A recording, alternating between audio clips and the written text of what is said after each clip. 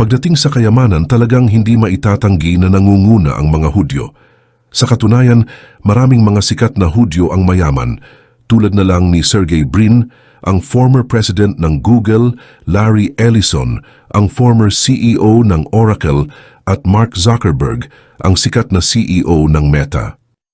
Dahil sa kayamanan ng mga Hudyo, maraming lahi ang naiinggit at nagdududa. Sinasabi pa nga ng maraming tao na may plano ang mga Hudyo na kontrolin ang buong mundo. Ang plano ng mga Hudyo ay nilabas sa isang detalyadong manuscript na kilala bilang The Protocols of the Elders of Zion. Marami ang nagsasabi na hoax lang ang manuscript, pero meron ding naniniwala na totoo ito. Bakit nga ba talaga yumaman ng husto ang mga Hudyo?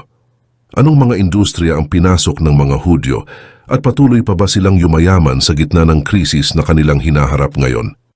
Tara alamin nating lahat ang sagot sa mga katanungang iyan, dito lang sa JP Amazing Stories.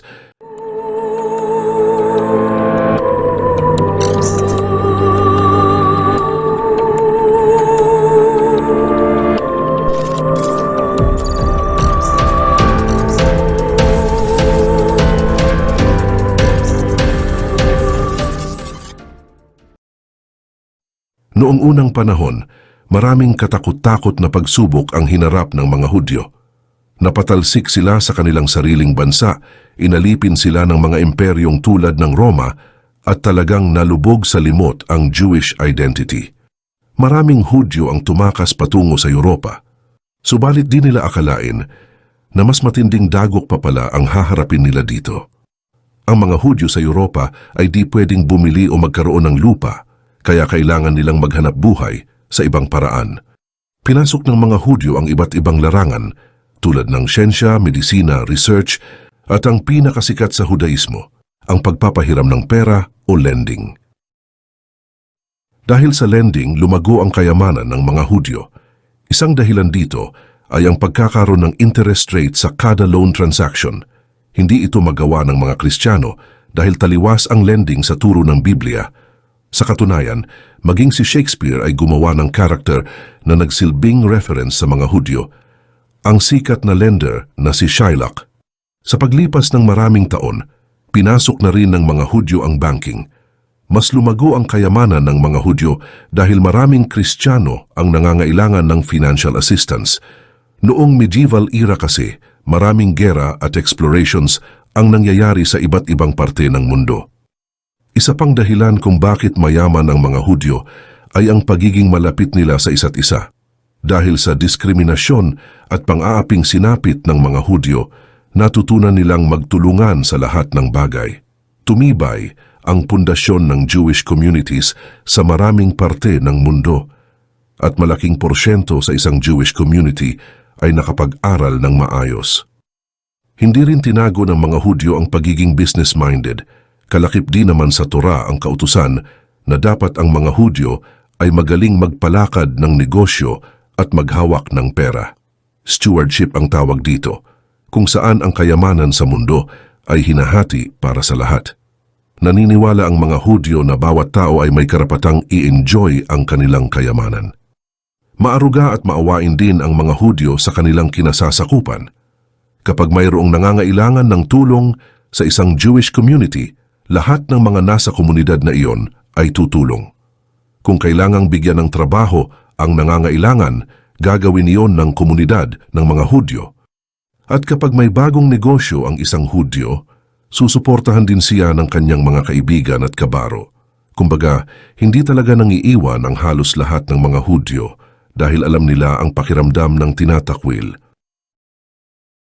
Magandang edukasyon. Ito rin ang dahilan kung bakit mayaman ang mga Hudyo. Nang maging refugees ang mga Hudyo, napunta sila sa mga lugar na may mga magagandang education programs.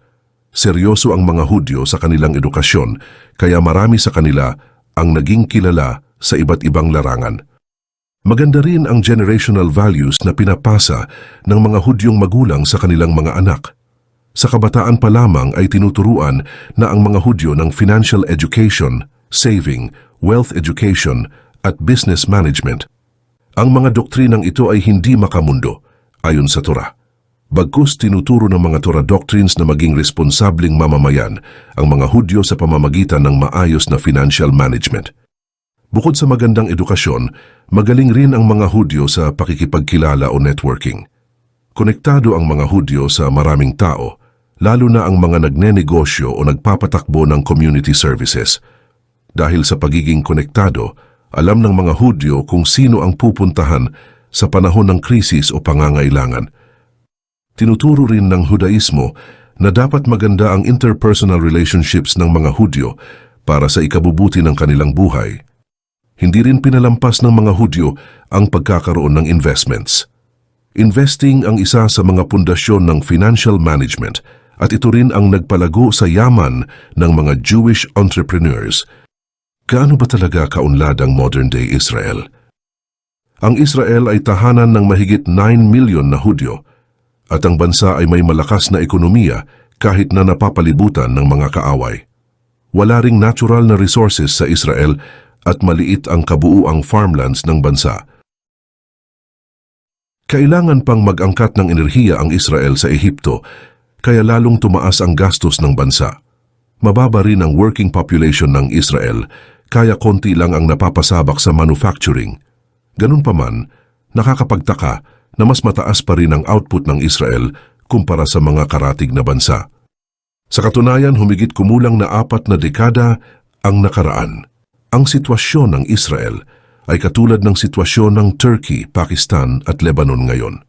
Ang ibig sabihin ay matindi ang progress ng Israel sa nagdaang mga taon dahilan upang maunahan ang maraming bansa. Noong 1984, pumasok ang Israel sa currency trading. Limitado ang options ng Israel sa currency trading dahil na rin sa inflation ng bansa na umabot ng 370%. Malayo rin ang agwat ng US dollar sa shekels, ang currency na ginagamit ng Israel. Pagsapit ng 1985, nagdesisyon ng Israel na maglabas ng bagong currency, ang New Israeli Shekel. Marami ang nagtaka dito dahil ang mga Israeli ay walang tiwala sa value ng lumang shekel. Ano naman ang magagawa ng bagong currency? Subalit hindi value ang totoong habol ng Israel sa bagong shekel.